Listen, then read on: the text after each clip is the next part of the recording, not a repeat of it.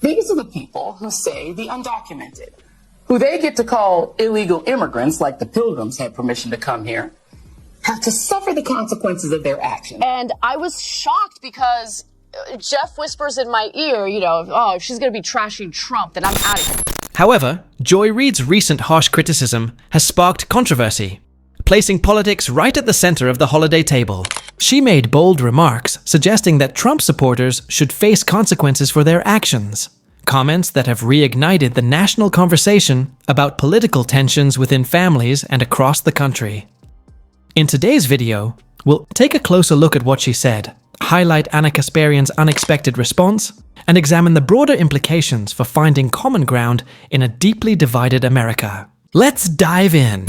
Who say the undocumented, who they get to call illegal immigrants, like the Pilgrims had permission to come here, have to suffer the consequences of their actions, right? They made the choice to overstay their visas or come into our country illegally, so if they get deported, consequences. But you right-wingers shouldn't have to suffer the consequences of your votes? You don't want to be around me because I voted for fascism. No fair. My body, my choice. Well, here's an alternative thought. Make your own dinner, MAGA. Make your own sandwiches. Wipe your own tears. Troll amongst yourselves with Elon and leave us alone. You got your heart's desire, the president you dreamed of, and worship instead of Jesus. And this time, you didn't even have to storm the Capitol, smash the windows, or try to kill police officers or issue death threats to poll workers. See? You did it just by voting this time. Congrats. You got your way. And he even got away with breaking the law. Yay. But if you expect the 73 million who voted for the prosecutor, not the felon, and particularly the 92% of black women who voted for Kamala to give you a cookie for your vote, a trophy, a hug, a high five, you might be asking too much. If we want to eat with you, we will. But if we just want some peace over the holidays and we don't want to put up with your trolling while we eat our tofurkey, get over it. Stop acting like we owe you, and for God's sakes, stop whining. Joy Reid stirred fresh controversy this Thanksgiving with her impassioned statements about Trump supporters. On her MSNBC show, she labeled them as backing a fascist leader and asserted that they should face societal repercussions for their political choices. Reid criticized Trump supporters for opposing mask mandates during the pandemic, while simultaneously advocating harsh measures like deporting undocumented immigrants. She even suggested skipping holiday gatherings with pro-Trump relatives, claiming it would help maintain peace. Her core message was clear: political choices carry real consequences. In her view, individuals who support actions that threaten democracy shouldn't be protected from public accountability.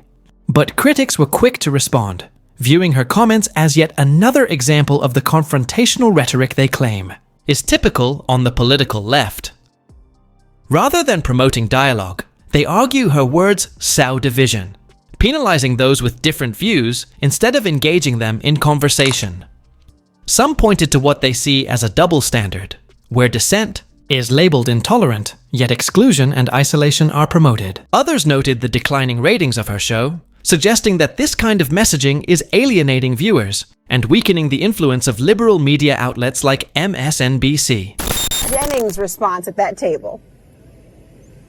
Oh, please. Donald Trump's gotten more votes every time he's run for 3 straight elections. He won the national popular vote for the first time for a Republican since 2004. And his party won the House and the Senate. The American people have given him a mandate to govern. They want the Republican Party to take action.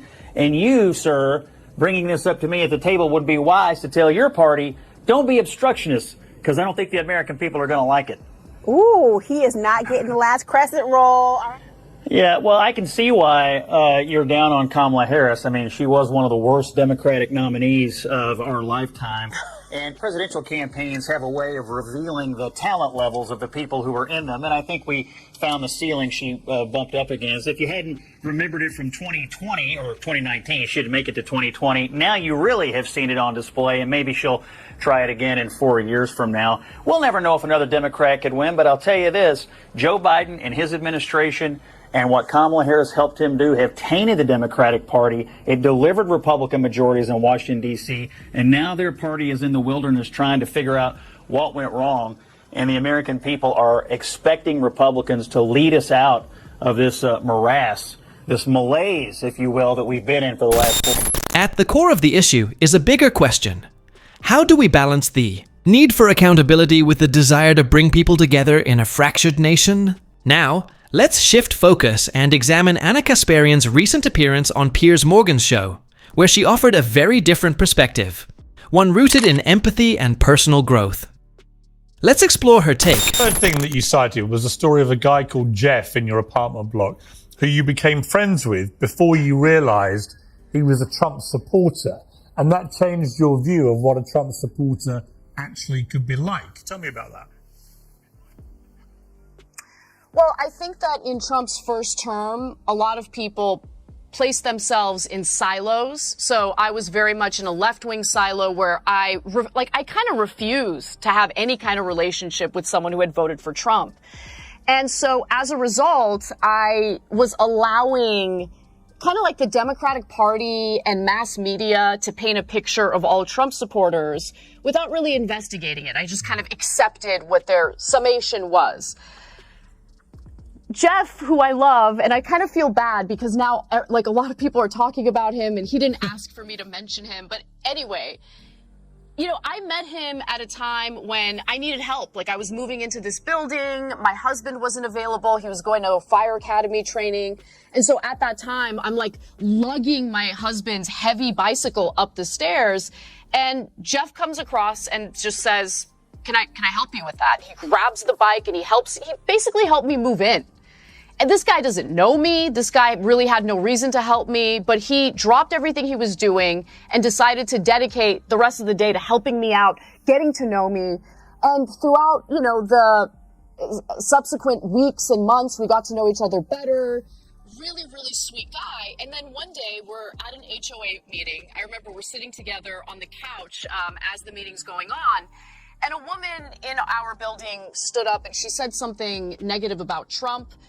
And I was shocked because Jeff whispers in my ear, you know, oh, if she's going to be trashing Trump, then I'm out of here. And that made me realize, oh, he's a Trump supporter. And so I investigated that a little more. I was curious about his politics. He was a lifelong Democrat. He loved JFK, voted for JFK. And he just said, you know, I feel like we should support our president, even if it's someone that you did not support, you did not vote for. He's our president now. And so he explained where he was politically, but it actually didn't matter to me because I got to know who Jeff was as a person prior to understanding or knowing about his politics. And so that didn't just wake me up to how Trump supporters are not a monolith. It woke me up to the fact that all of us are complex human beings. And we should not have one side of us or one element of who we are define the entirety of our character, right, or the entirety of who we are as people. So that's Ana Kasparian recently shared a touching story on Piers Morgan's show about an unexpected encounter she had with a Trump supporter named Jeff. She admitted that she initially held strong biases, shaped by media narratives and the political echo chambers that made her suspicious of anyone who supported Trump. But everything changed when Jeff stepped in to help her during a difficult moment, showing genuine kindness and compassion. That experience prompted her to reevaluate her assumptions. She realized that Trump supporters are not a monolith. They are individuals with diverse experiences, values, and reasons for their beliefs. Ana's story serves as a powerful reminder of the importance of stepping outside our political bubbles and seeing people as human beings, not just labels or stereotypes. Come under a bit of flack, both for your pivot, as it's seen, from left to right. The attacks have been led by Laura Loomer, who I'm on record as saying is a complete lunatic.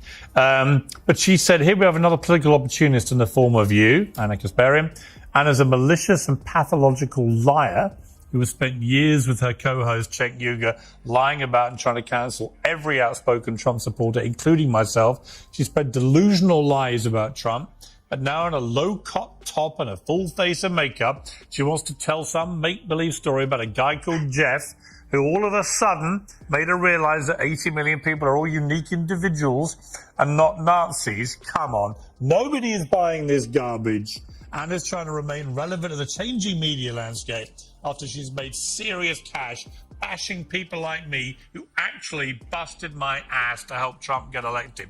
She's a full-blown liar. We need to reject people like this, blah, blah, blah, blah, blah. What's your response to Ms. Loomer? Well, my response is actually going to clarify something you said a little earlier, which is my pivot from the left to right. I would not describe what I'm currently espousing as right-wing. I have been, basically, on economic policies, I'm very much left-wing. I have rejected the Democratic Party because they sell a bill of goods that I'm not interested anymore. Same with the Republican Party, generally speaking. So I consider myself unaligned, and I have moderated my views on a handful of some social issues. So that's where I am right now. I really am unaligned. Neither political party represents my best interests. With that in mind, I think Laura Loomer is worried that I'm going to vie for some sort of role in Trump's White House or in the Trump ecosystem. And I just want to let her know I'm not vying for any of that. I'm very happy where I am at work. I don't want to push you out of whatever position you have in the Trump universe. Like, the fact that she brought up my physical appearance, I thought was interesting. I'm sensing a little bit of jealousy, if I may say. It seems like it. It seems like it. And I'm not really looking to roll around in the mud with someone like Laura Loomer. So No, I just God, want I to can't think let of her anything know worse. everything's going to be okay, Laura. Yeah, I think of all the know. million things you could suggest that I might at least want to do, number one would be rolling in the mud. In contrast, it's troubling to see influential figures like Joy Reid and Sunny Hostin use their platforms to encourage cutting off family ties simply based on political differences. This type of rhetoric doesn't bridge divides. It deepens them, fostering resentment and widening the cultural and political gap. Yes, there are serious disagreements between Trump supporters and Democrats, and more broadly between the left and the right. But those differences shouldn't destroy personal relationships. What's more concerning is the growing intolerance, especially among segments of the far left, where political ideology is treated as a litmus test for relationships, even within families. That's why Ana Kasparian's story stands out. It shows that when we put politics aside and engage with one another as people, we can find common ground, even with those we strongly disagree with.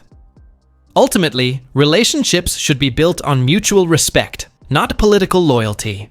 It's through open dialogue, not avoidance or cancellation, that we begin to heal and reconnect as a society. So what do you think? Drop your thoughts in the comments section below.